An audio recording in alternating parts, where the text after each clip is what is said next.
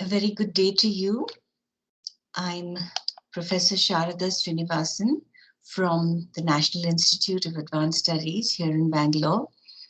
And I'm delighted to have this opportunity from the India International Center to present a talk, online talk, on the very fascinating and rich topic of art and technology of South Indian bronzes and the Chola Nataraja.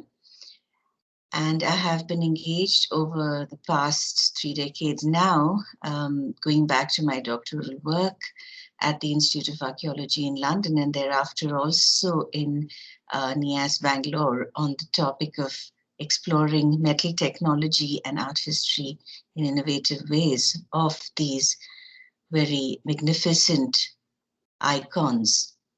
And I shall now continue to share my screen.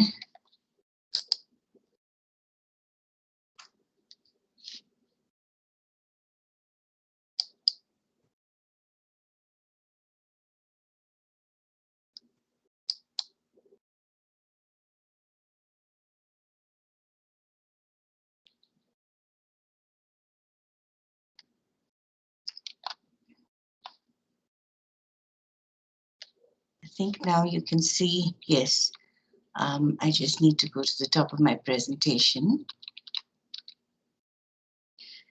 Well, the Chola bronzes from southern India represent a very wonderful metallurgical tradition, and they are a marvelous synthesis of art and technology in many ways, bringing together diverse strands that also connect with devotional poetry, performance, dance, and philosophical and ideological and ritual aspects, and so on.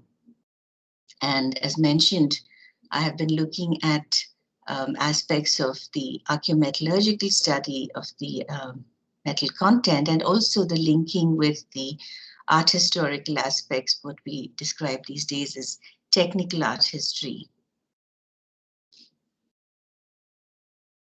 Well, the tradition of bronzes, of course, has a certain history in the Indian subcontinent. The earliest known metal figurine is the celebrated dancing girl from Mohenjo-daro in of the Harappan context, dated to about 2500 BCE. So this idea of the dancing figurine is something which has long-standing connection, although of course there is a marked hiatus in the post-Harappan period until about the early historic period, but there are these finds which do form interesting aspects of strands, very slender strands, even if they are of continuity. For example, from the late Harappan context, there is a fine elephant from Daimabad, which has this base which has certain holes, and it also reminds one of the holes that would have been used, for example, to carry the processional South Indian metal icons, the Utsavamurti. So it brings to mind the connotation of that sort of function. And there is also an intriguing figurine of the Mother Goddess in Adichanallur, dated to about 800 BCE, which has echoes of the Harappan terracotta mother goddesses. There is also a metal figurine of a tiger found from Kodumanal of the megalithic period of about 3rd century BCE.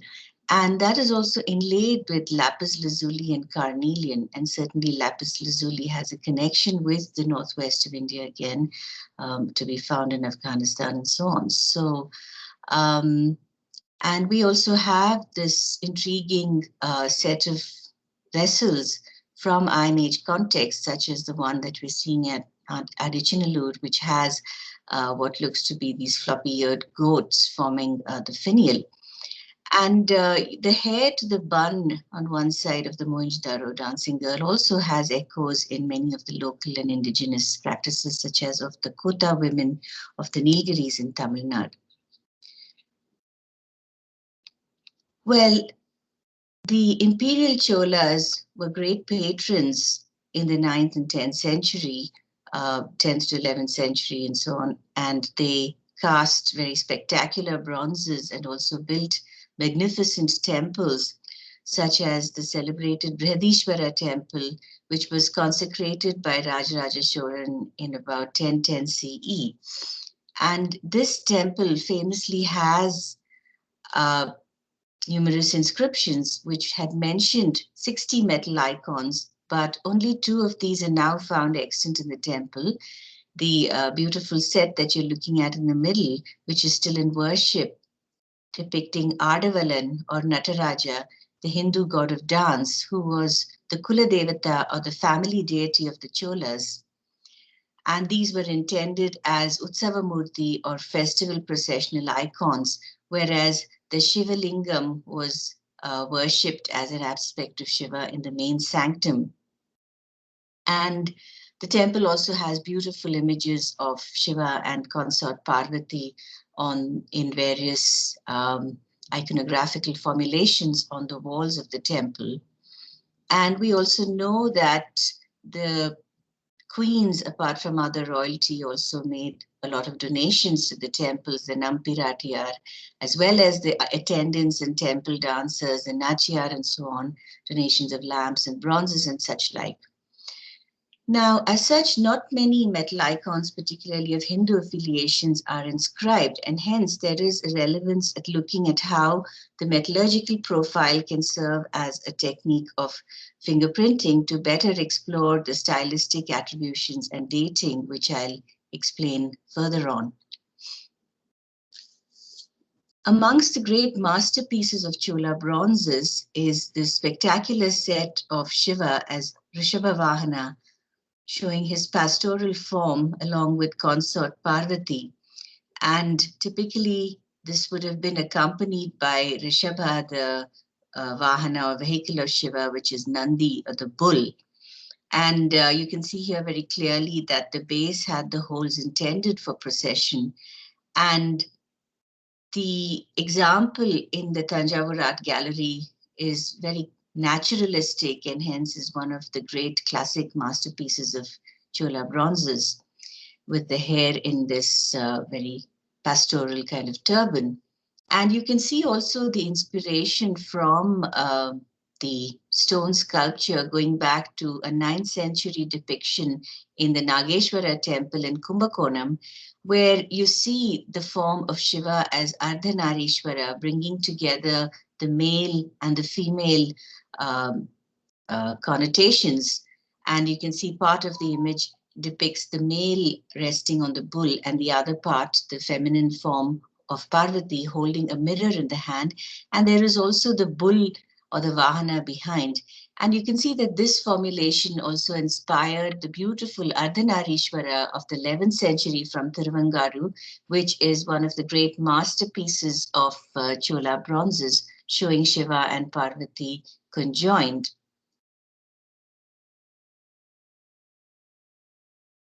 Well, Ananda Kumaraswamy wrote of the Panchakritya or the 5 activities of Shiva from 13th century Shaiva Siddhanta texts, where he spoke of how the drum held in one hand associated with Srishti or creation balances the fire of Samhara or destruction held in the other hand.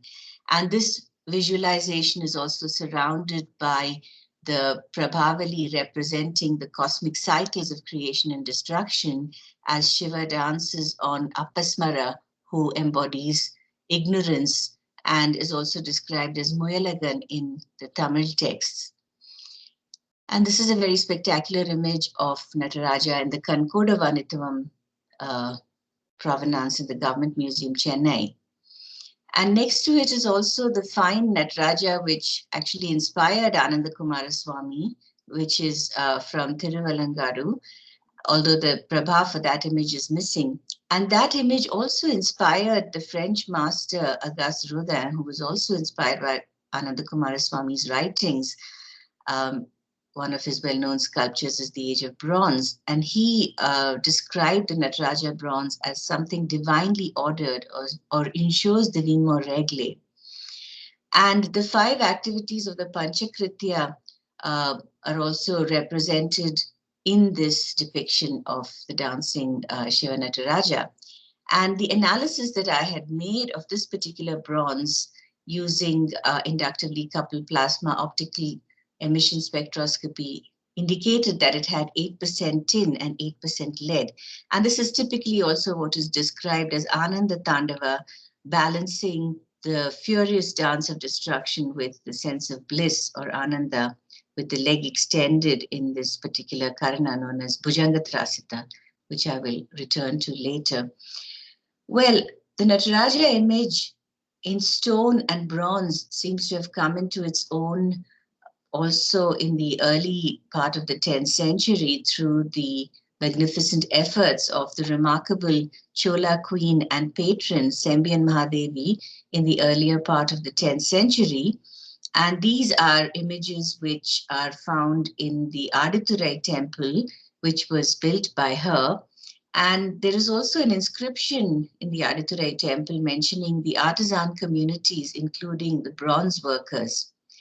And Sembian Mahadevi was renowned enough to have a town named after her, and images of her was also cast and taken around in procession, as indicated by an inscription of Rajendra in the earlier part of the 11th century, mentioning offerings to her image. And I put in these slides to also show the connections whereby the Nataraja in worship in Adithurai has some elements of comparison with the stone flying locks. And so we can see the inspiration and the connections between a stone and bronze. However, I will come to how I already see the Nataraja bronzes having been formulated prior to this period even. Well, the celebrated bronze of Devi in the Freer Gallery of Art has been thought by some scholars, including Ananda Kumaraswamy initially, to represent the widowed Chola Queen Sembian Mahadevi in all her regal bearing. And you can also see that she wears the sacred thread associated with learning. Well, this is a hypothesis, but it is an impressive bronze. Now, the tradition of lost wax casting of metal icons is still thriving in the small town of Swamimalai in Tanjavur district, an age-old tradition. And you're seeing here some photographs from the workshop of Radha Krishna, Shrikanta, and Swaminatha Sapati, a well-known hereditary family of icon makers. And typically the lost wax process consisted of one where a wax model is first made of the image to be cast, and then it is invested with numerous layers of clay to form the mold. The mold is heated and the wax is expelled, and then the metal to be cast is heated in a crucible and poured into the mold so that it fills this hollow. And then the mold is broken open and it is finished very intricately, these days also with a lot of final chiseling and so on. And here you can see how beautifully the traditional method of using the palm frond or the odiole or ole is used for making the measurements of the icon. And this is a bit flexible and it can take markings. So it's used almost like a measuring tape in 3 dimensions to form the proportions of the icon. The lost wax process is also mentioned as Madhutyahista Vidhana in various Shilpa texts. And the reason why it also thrived in this region is because of the very fine silt and alluvial clay of the Kaveri, which formed the molding material. And you can also see here the model carved in wax with the numerous channels, because bronze or copper bronze is not very fluid as such. So the channels help to improve the fluidity of the metal. And these Shilpa texts also mention the different layers of clay which are to be added to make the mold, with the finest grade being next to the wax model. And once it is covered with the numerous grades of clay, there is also an allusion to the form of the womb in a way, because it is described as karu, which is the term in Tamil for the womb. And when the icon is cast, it's almost like a birthing process. And there is also a lovely metaphorical reference to the casting process in the Tamil poetry of Andal, the mystic woman saint of the 9th century. In the Nachiyar Tirumori, she likens the downpour of rain from clouds to the metaphor of the release of wax from the mold in the process of metal casting, and evokes Lord Krishna as a skilled craftsman. And she says, Ulle மெழுகு உருக்கி வெங்கலமூற்ற வழி செய்வது போல் மழையை உனக்கு. And you can also see what happens when there is not a very well-made mold. What can happen is that the mold material can get impregnated into the casting, and that is what has happened in this defective 13th century casting of Vishnu from the CSVMS Museum, which I had analyzed and found also to be a Lotan bronze. So as an archaeometallurgist, what I had undertaken was that now when we talk about the techniques which could be used to date metal artifacts, of course, radiocarbon dating can be used with artifacts which have charcoal and organic material. However, bronzes are inorganic, metal is inorganic, and there is no absolute method of dating. But what one has done is to use a relative method whereby we calibrate the metal profile using certain techniques. And to begin with, some representative icons from well-known museums were analyzed by a simultaneous multi-element analysis technique for 18 elements, which included the major elements, copper, and these are often leaded brasses or leaded bronzes. About 80% of South Indian images were leaded bronzes, where because copper is not very castable, lead is added to make the casting more fluid. And so here what I've done is looked at the various profiles, and the trace element content is of course below about 1% of the composition. But what is interesting is that some trace elements such as nickel, arsenic, antimony, bismuth, and cobalt tend to be a bit chalcolithic. Chalcophilic means that they tend to, when they're chalcophilic, they tend to cluster based on the copper source. And hence, there were certain coherences found in these various stylistic groups based on which some reassessments of not so well dated bronzes were also made. And then these were grouped into pre-Pallava or Andhra Pallava. Pallava, that is the pre-Pallava group is before about 600 CE. Pallava is between 600 to 875. And then the early Chola or the Vijayalaya Chola is about 850 to 1070. And what we describe as the late Chola is broken here into the early Chalukya Chola and the later Chalukya Chola, which is post the Imperial Chola period.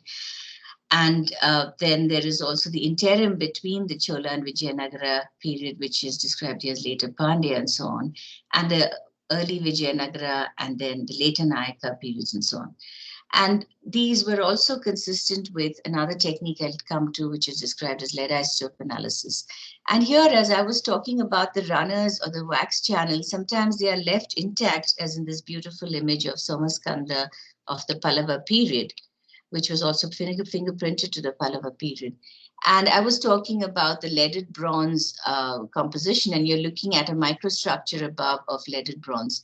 Now, although the South Indian images are often described as Panchaloha or 5 metal icons, they don't prominently have 5 metals alloyed, which of course would not make practical sense.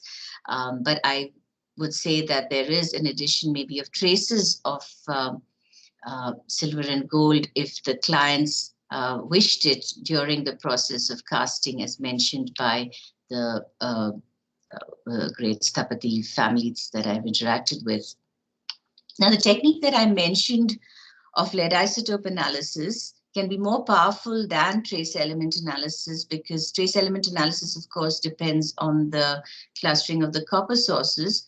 But the lead isotope ratios can be distinctive for different ore sources because of the fact that different ore sources have a very unique and measurable history of formation related to the measurable proportions, which are related to the uranium-thorium cycle and so on.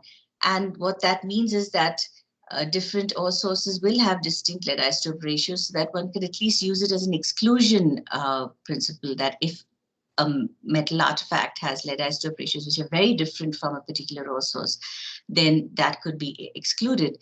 And for example, here we find that this beautiful couple of bronzes of Buddha from Kanchipuram in Tamil Nadu, and this 1 meter high Santinatha image, which is inscribed to 1236 CE, which is a Jain Tirthankara. Both of these had lead-isotope ratios which matched the Ambaji mine in Gujarat, which helped to authenticate the Santinatha to the Solanki period. And it seems that this metal was also coming here for the making of this image in Kanchipuram.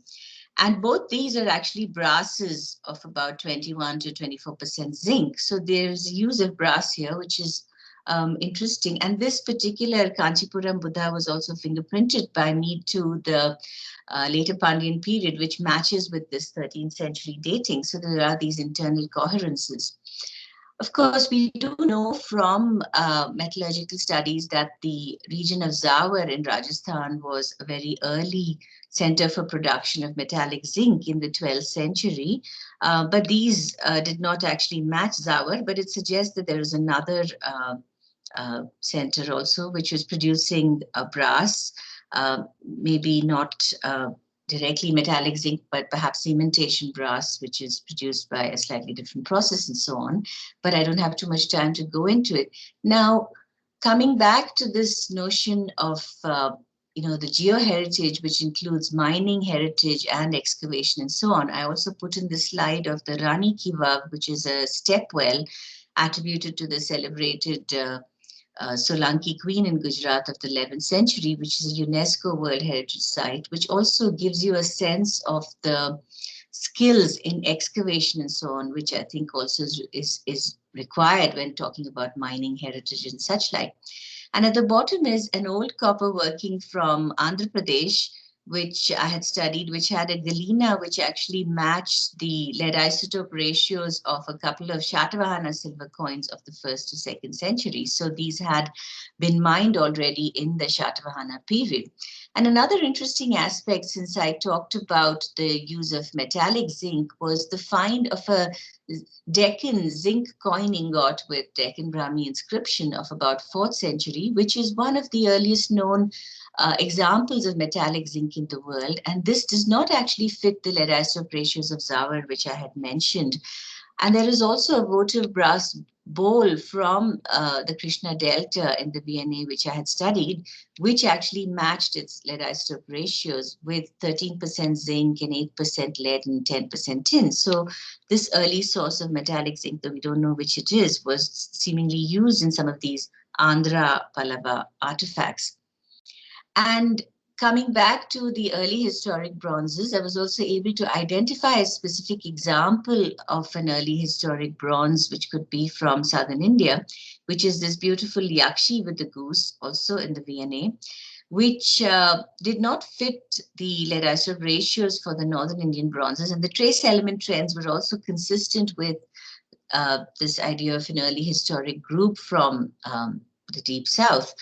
And if you see the stylistic connotations as well, it matches other early historic depictions of the feminine form, such as this beautiful relief of the dream of Maya related to the birth of the Buddha from Amravati, Andhra Shatavahana of 2nd century, and another Yakshi, Shatavahana Yakshi. And there is also this fine potsherd from Arikamedu of the 1st century, which shows a lady with mirror, which is, of course, has an Indo-Roman context, but it has certain similarities there. And the larger scatter plot, which I had shown in that earlier slide, was then looked at more closely. The South Indian bronzes were broadly clustering in this particular way. And then when we look at it more closely, we see that there are distinctive clusters related to particular styles of bronzes. The Chola bronzes are tending to have lead isotope ratios clustering in this ellipse 1, and the Vijayanagara bronzes in the ellipse 2, and likewise for the late Chola pieces and such like, which then, as I will point out, that is because there is some local coherence in the ore sources used, the lead sources and so on. And there were also similar coherences in the copper sources, which, as you see from the combination of the trace elements and the lead isotope ratios, because of the fact that it seems that at different periods, such as Chola and Vijayanagara, there was particular lead and copper sources used, which were quite distinct, which I then tried to use to discriminate between these bronzes. And these are two very fine examples which we can agree are high Chola bronzes and also have been fingerprinted to this period. One is the Somaskanda from Nidur, the Parvati image, which had Chola fingerprints with 12% tin and 8% bronze. And of course, tin also was added to make bronze more fluid. And the other is the Valencia Nataraja, which is attributed to Rajaraja Cholan by some art historians, and that also with 5% lead and 4% tin. This was also fingerprinted to the Chola period. And you can see the similarities of this Valencia Nataraja with the celebrated bronze of Ardavalan Nataraja in the Brihadishwara temple. And you'll also see that the stone version, in fact, has this coiled serpent and actually connecting the knee and the hand, because, of course, stone does not have very good tensile strength. There is also a strut there to prop up the leg, whereas the bronze form had a better tensile strength, and hence this image really seems to have come into its own in the medium of bronze. So this is how technology also, in a way, influences certain iconographic formulations and such like.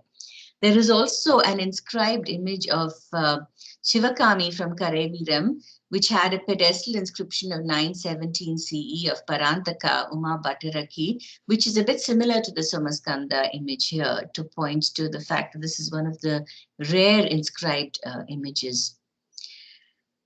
Well, I was talking about the hollow casting and the solid casting techniques, in the sense that the Chola images are generally made of solid casting, where, as I was showing in the workshop, first the wax model is made of a solid piece of metal, and then it is covered with numerous layers of clay, so that the casting itself is of solid metal. And here we've used a radiography technique on this particular Vishnu image of the Pallava period, 7th century, which had been technically fingerprinted to the Pallava period. And you can see that that is a well-made solid casting. And there are these other affiliations with Pallava sculpture, such as at Mahabalipuram, the slanted attributes. And of course, earlier to this, you see that there is also the use of the hollow casting technique, which would have come in from Hellenistic influence. You see in that particular technique, a core would have been made of clay, and then a thinner layer of wax would have been applied, so that you get a thin layer of metal in the final casting. And that's what you see in this hollow cast Avalokiteshvara, which was found in the Krishna Delta and now in the Victoria and Albert Museum, which I had also studied, and which was attributed to the Andhra Pallava period from fingerprinting. And it had 12% lead and 9% tin.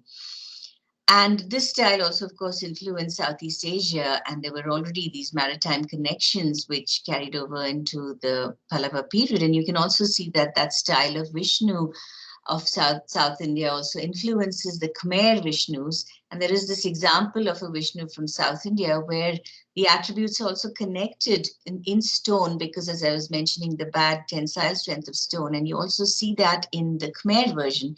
And that also reminded me a bit of the runners, interconnected runners that we saw, for instance, in the Pallava Somaskanda, whether that idea came from the bronze casting technique.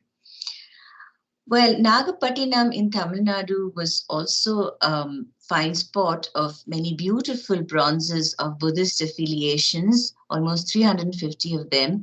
And Rajaraja Cholan patronized the setting up of a Buddhist vihara at Nagapattinam by the Southeast Asian Srivijayan kings who were from the region of the Malay archipelago.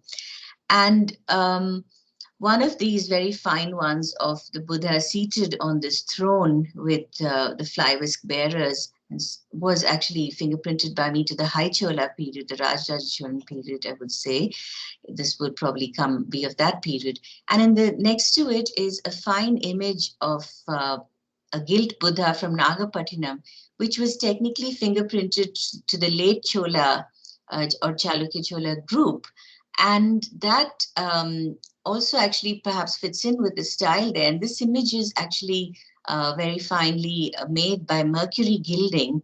And that's also why it has a very low amount of lead, about 1%, because lead is low melting and would have interfered with the gilding process, which is made by using a mercury amalgam with gold. Then it is heated or burnished so that the mercury sublimates, leaving the gold layer. And this image, you can also see the stylistic inspiration from the spectacular Holocaust life-size Sultanganj Buddha from Birmingham of the late Gupta period of about 7th century. It's now in the Birmingham Museum. And that has a similar robe to the gilt Nagapattinam Buddha, although that was made by the Holocausting technique. Whereas this and the other image next to it, this beautiful Tara image or Patni Devi found in Sri Lanka, which is in the British Museum, these are both solid casts. And interestingly, this Tara, which is found in Batikolawa, which is in northeastern Sri Lanka, also had lead isotope ratios which matched very closely this Nagapattinam Buddha, suggesting that the lead sources were similar. And of course, although this image is found in Sri Lanka, it suggests that there may have been some connections also with the Tamil region. And of course, Batikolawa on the northeastern coast did have contacts also with the mainland Tamil region. And it's also interesting that that particular stance of this image of the Tara, the gilt Tara, with the bent knee and the bhanga is very similar, of course, to the Chola depiction of Devis, which is very markedly seen in this beautiful life-size Nageshwara Kumbakonam image of the 9th century. And also in other early Chola images, such as in Tandantotam of the 10th century, the beautiful consort of Rishabhavahana.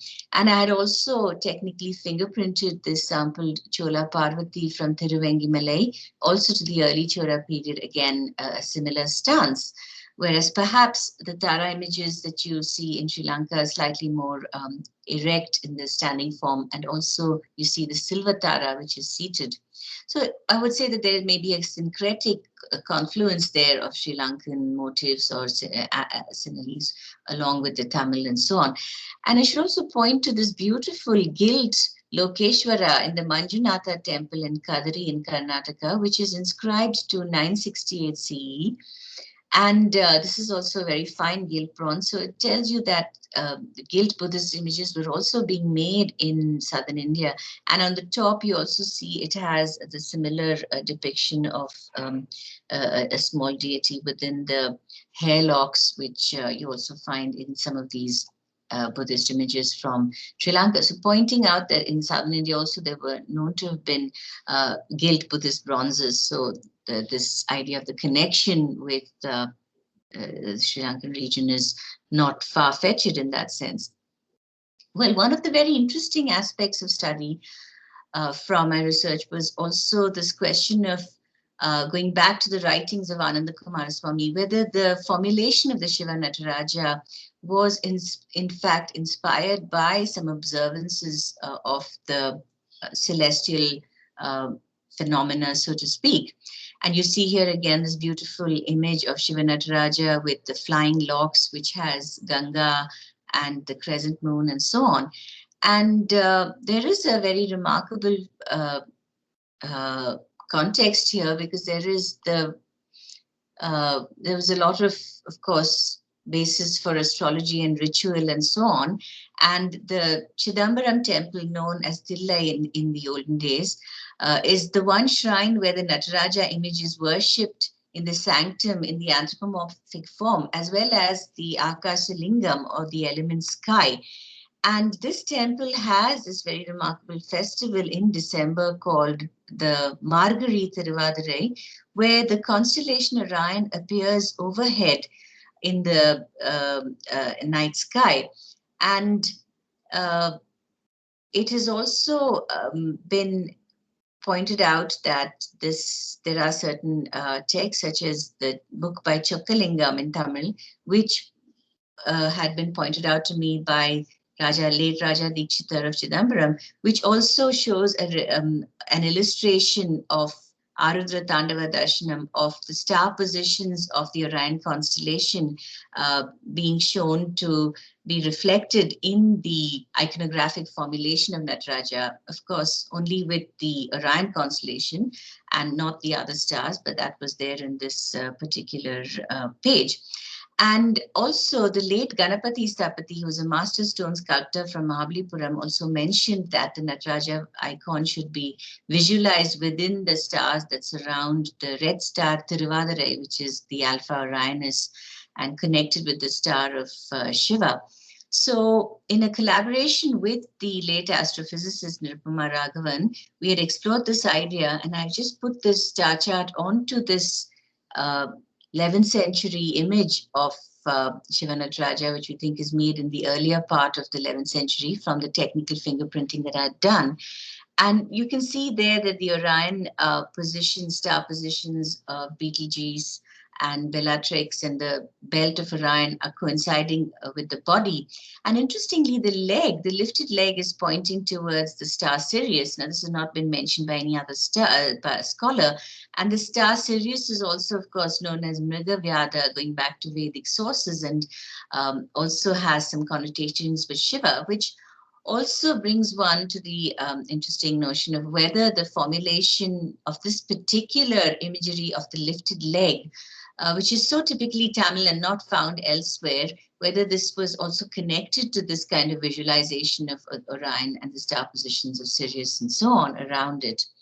And just another interesting aspect is that, of course, in the mid-11th century, in 1054 CE, the Chinese astronomers observed the Crab supernova explosion on July 4th, 1054, which they recorded very well, where it was very bright and visible, almost like another sun, even in the daylight. And the questions have been raised as to whether at all it had any significance in terms of having been observed and recorded in the Indian subcontinent. And of course, although it is still speculation, there is an interesting aspect that mid-11th century inscription points out that the festival of Ani Thirumanjanam, which is still celebrated in Chidambaram, was begun in the mid-11th century when the moon was full in the Uttara Nakshatram, and this falls sometime in the earlier part of July. And in fact, it is also interesting that, of course, this is when a Brahmotsavam is actually performed. And when we actually look at the position of the star, the Crab supernova, it is somewhere towards towards Taurus in the top part of the this imagery, if we could call it that. So, of course, and even before the supernova explosion, it would have been showing some dimming and brightening. So it's possible that it was visualized or seen even a few decades before, and could have formed this part of this visualization of the Nataraja image, which of course is seen more in the December months than in the summer months. And just to point out that this particular bronze, stylistically also, there are certain reasons to believe that it was not made too much after the period of Rajendra Cholan. And this is the image from Gangaikonda Cholapuram showing the headgear with the skull and the crescent moon, which is also seen in this Nataraja bronze and with the third eye. So the dating of this bronze would be not too far away from, let's say, the Gangaikonda Cholapuram, which was completed before 1040 CE and so on. So this bronze is somewhere in the mid-11th century, so it could have some connection in that sense. And Of course, Nirupama Raghavan had also pointed out that some sculptures of the Kanchipuram temple, the Pallava stone sculptures of Kanchipuram, had some connections also with Orion and the star positions. And this particular correlation between a Pallava sculpture of Shiva Nataraja dancing on Moyalagan was one that I've made. It was done independently after she had expired. But this was interesting because it also shows that, for instance, Moyalagan is described as lapis in the Greek. Moyalagan actually translates as hair, and hair is also what is depicted by the lapis in Greek, which is the rabbit. So there is this connection between Moyalagan as a hair and the term used in the Greek, the lapis, when it comes to depicting Orion and the star positions around it. And you can see here also the way in which the positions are correlating with this particular depiction in a much more integrated way, the depiction of Orion and the hair or Moyalagan and lapis and so on. And another interesting aspect from my studies was that the Nataraja bronze itself had been formulated probably in the Pallava period, predating the Chola period. And of course, a typical depiction of Nataraja is what we describe as this formulation with the leg extended in what we described as the Bhujanga Trasita Karana, or the serpent fright Karana, as it might be translated. And you already see that being formulated in Siyamangalam in the 7th century in a Pallava depiction over there, and you see the serpent as well below it. But in the earlier formulations that you see in other parts of India, it is mainly other forms of the dancing Shiva with Urdhva or Chatura Tandava, as seen in this magnificent example from Badami of the 6th century with all these multi-armed formulation. And there is also a Pallava Natesha image in Urdhva which I had technically fingerprinted and found it to be consistent with the Pallava period. And this is from the fine spot of Kuram, which is also associated with Pallava era inscriptions.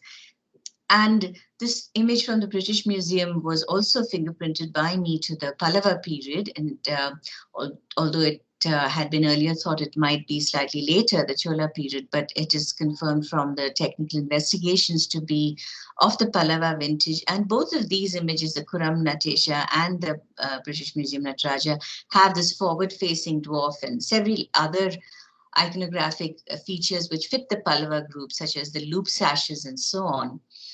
And another interesting aspect as to why these star positions might have been noticed and so on, we know that stars were also used in navigation, and the Cholas and the Pallavas were also great navigators sailing east. And the Arabs also were using the star positions such as Bellatrix and so on to sail east.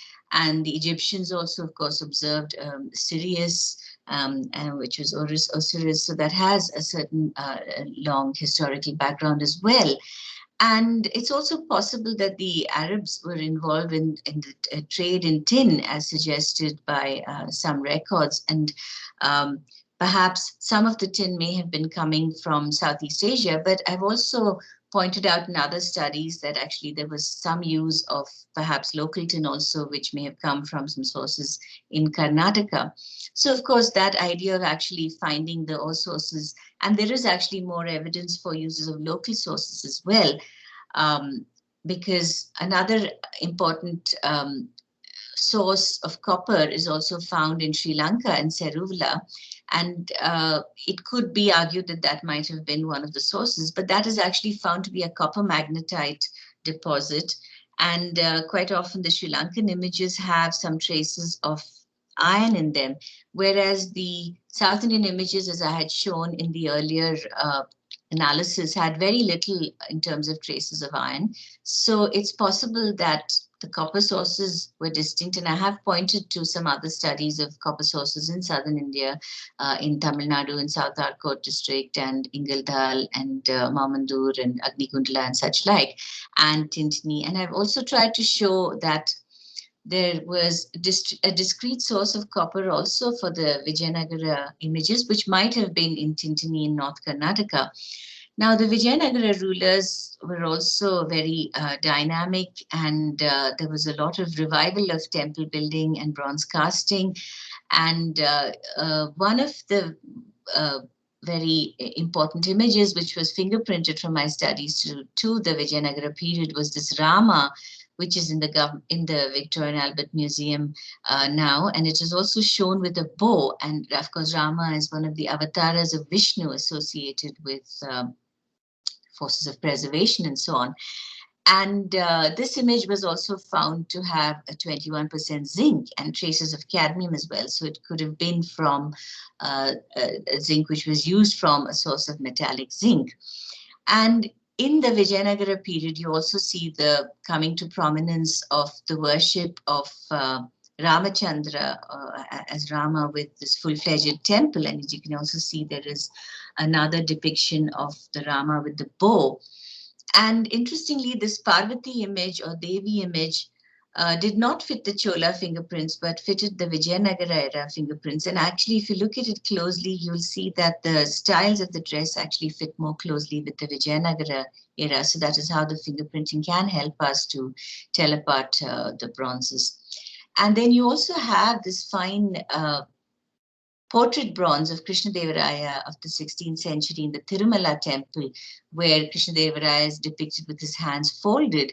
And you can also see the harking back again to the Chola motifs, such as this chieftain of South Arcot, which is fingerprinted to the Chola period or Rajendra period, perhaps, of which had a low amount of, which is a low leaded bronze, 3% lead and 4% tin.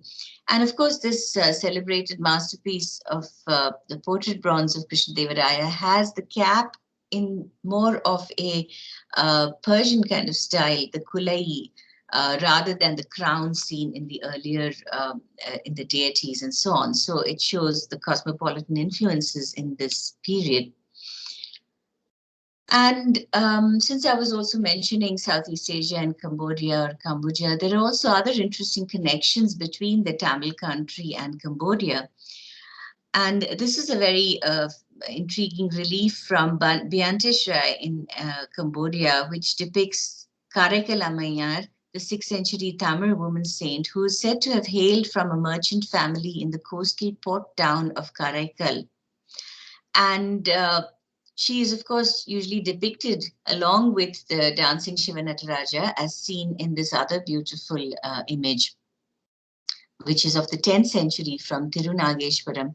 And she prayed to be turned into an old hag so that she could accompany Shiva on these dances in the cremation grounds where he dances with coals and so on, in this destructive dance of destruction and so on. And her poetry talks about how he effortlessly bears the fire in his palm, and he's often depicted like that with the fire in his palm and the beautiful dancing one and so on. And there is a lovely image of Karaikal Ammayar, which has been attributed to Sembian Mahadevi, the 10th century in Thiruvalangadu by Nagaswami, where she's shown playing the cymbals. And that is also seems to be the inspiration for this Khmer depiction of Karaikal Ammayar.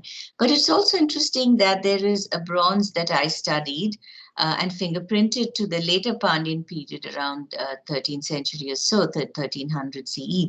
And that image of Karaikal Ammayar, which is in the V&A, also had 20% lead and 3% tin. And you can see here is a hag playing the cymbals. And it's interesting that this image also depicts Karaikal Ammayar with fangs.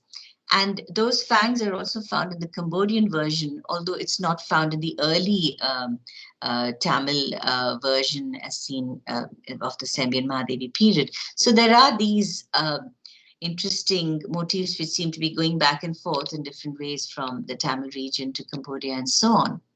Well, I'll come to the final interesting point, which is that, of course, I mentioned that a lot of the bronzes were low-leaded tin bronzes or brasses, but there were also other types of alloys which were in use and in vogue in southern India.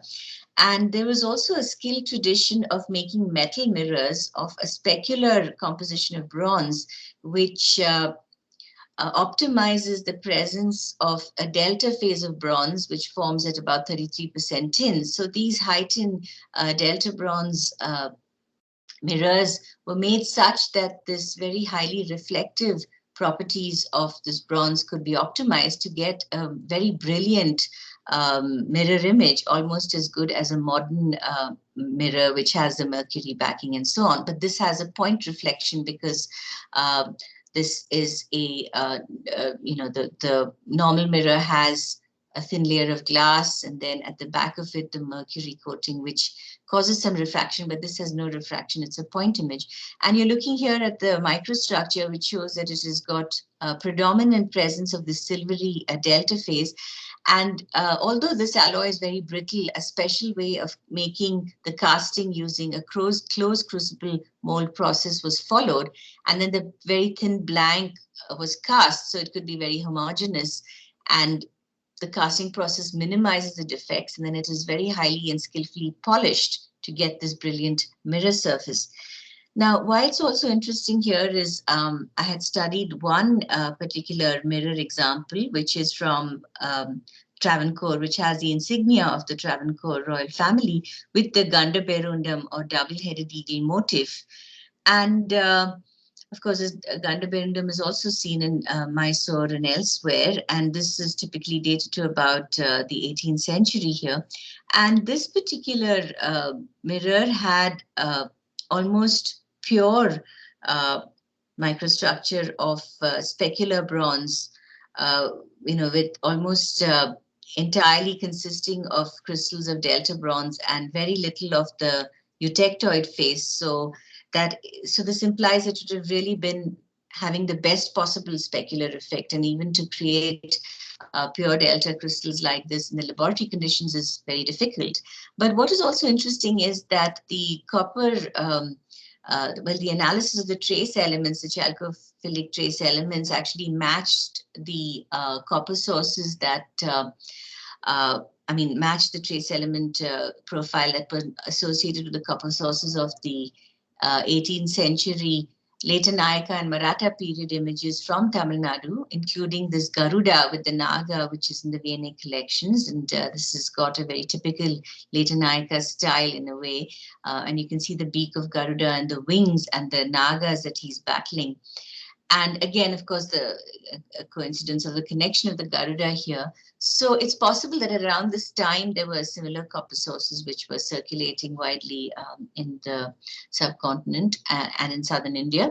And also, of course, the mirror making tradition, they also point to a connection with the Tamil regions. So even today, the acharis of Aranmula in Kerala, where it's made, they point to how they had ancestries from Tamil Nadu.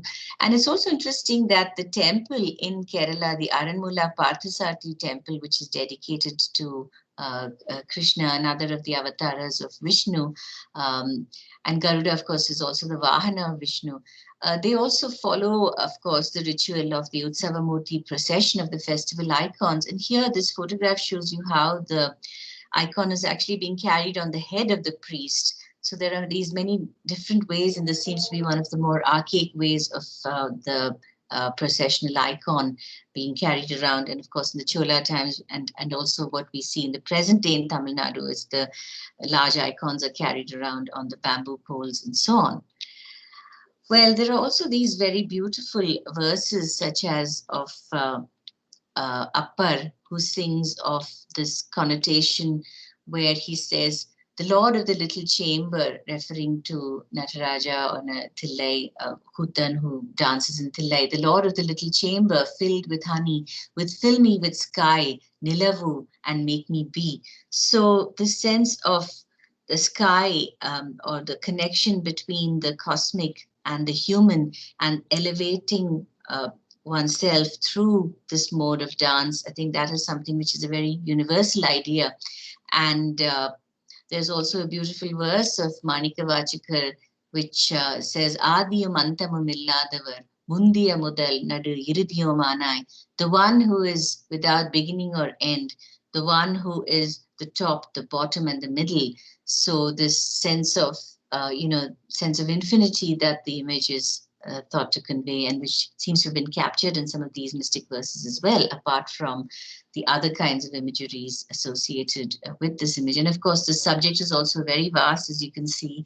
The more one studies, the more there is to find out. And there's still a lot more to be done in terms of clearly identifying sources and fingerprinting and such like, but it's a very rewarding study, and these are some of my publications, including one which had been put together by the IGNCA, which had 2 of my articles, along with one of the celebrated Ananda Kumar Swami on the dance of Shiva. So in case you're able to get some of these.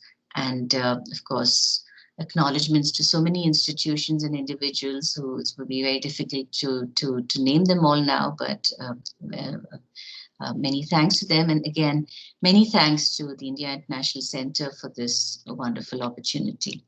So thank you, and I shall take leave of you now, and all the very best. Thank you.